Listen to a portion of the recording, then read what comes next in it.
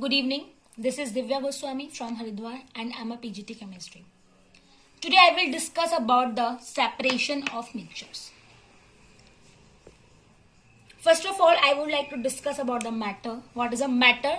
Matter is anything which occupies space and having a mass. Matter can be classified into two types, pure substances and impure substances. What are the impure substances? Impure substances are also known as the mixture. What is a mixture now? Mixture is made up of two or more than two substances. They are not chemically combined.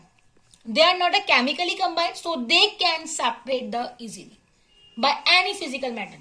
We can separate the mixtures by any physical method.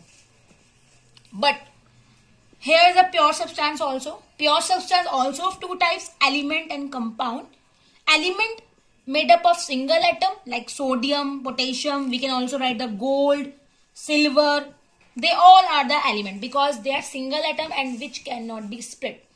Compounds are made up of two or more elements which are chemically combined. For example, water. Water is a compound and it is made up of hydrogen and oxygen, and both are the chemically combined here. So this is the difference between the compound and mixture. Compounds are the chemically combined and mixtures are not chemically combined. So the separation of mixture can easily done by any physical method. Now we move to the topic separation of mixture. For separating the mixtures, we just divide it into the three categories: solid solid, solid liquid and liquid liquid. When we have to separate any kind of mixture, we just check the physical state. For example, if we have to separate the sand solution, so we have to know about their physical state. In sand solution, sand and water is present. The components, the constituents of this mixture is sand and water. Then sand and water is in the category of solid and liquid. So we can separate this type of mixture by using these techniques only. Okay, now we will start. We will, first of all, we will discuss about the solid and solid. In solid and solid, there are three types of techniques: magnet, sublimation, and by using suitable solvent. When we use magnet, it is important that we should know about this. When we use a magnet, we can use magnet if and only if when there is one of the component is iron object. For example, we have taken the mixture iron fillings and sulfur powder. We know that in this mixture iron fillings are the iron object. So what should we do? We apply the magnet in this mixture and iron fillings are stick on the magnet and we can separate the sulfur easily.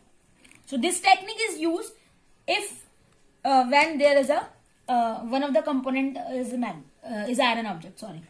Now next is sublimation. When we use sublimation we can use when there is a sublime.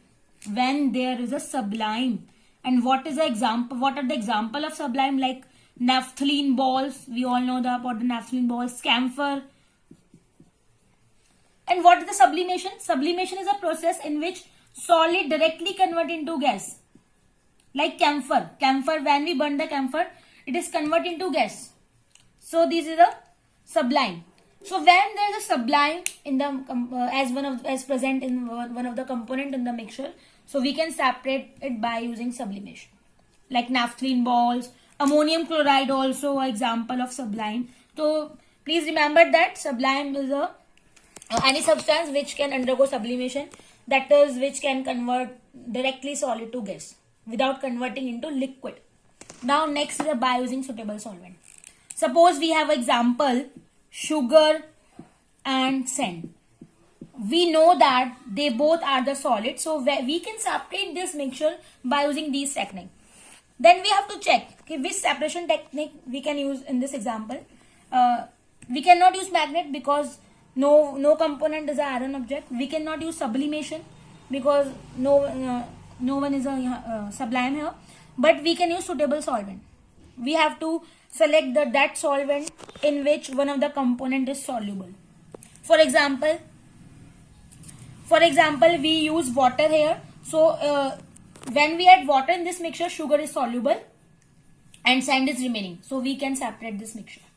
Now we move to the solid and liquid techniques. For example, sand, we have to separate sand solution. So this is the category of solid liquid. Filtration we can be used to separate the heterogeneous mixture. What are the heterogeneous mixture now? Heterogeneous mixture which are not a completely mix, like sand and sand solution. In sand solution, sand is not a completely mix in water. So it is example of heterogeneous mixture. Evaporation we can use to separate the homogeneous mixture which are completely mixed, like sugar solution, salt solution. In this example, salt is completely mixed in water and sugar is also completely mixed in water. So they are the example of homogeneous, and we can separate it by the evaporation.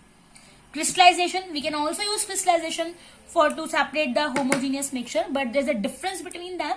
Crystallization is better than evaporation because in this technique we can obtain the pure compounds. We can obtain the mixture. Sorry, we can obtain the compound in the pure state in crystal form also, and it is better because compound may not be decomposed here, but in evaporation compound may be decomposed because we dry it to complete dryness, we heat it to complete dryness. Now the centrifugation, it is based on the rotation, and when we have to separate the butter from the milk, so we have to use centrifugation. There's a liquid and liquid also. Liquid and liquid are the two type of liquids. Immiscible, which are not completely mixed, like oil and water are the immiscible liquids. They are not completely mixed, so they are separated by the separating funnel. There is a separating funnel in which we have to add the this type of liquids. We have to shake them and keep them for some time without disturbing. So we obtain that there's obtain two different layers, and we can separate it.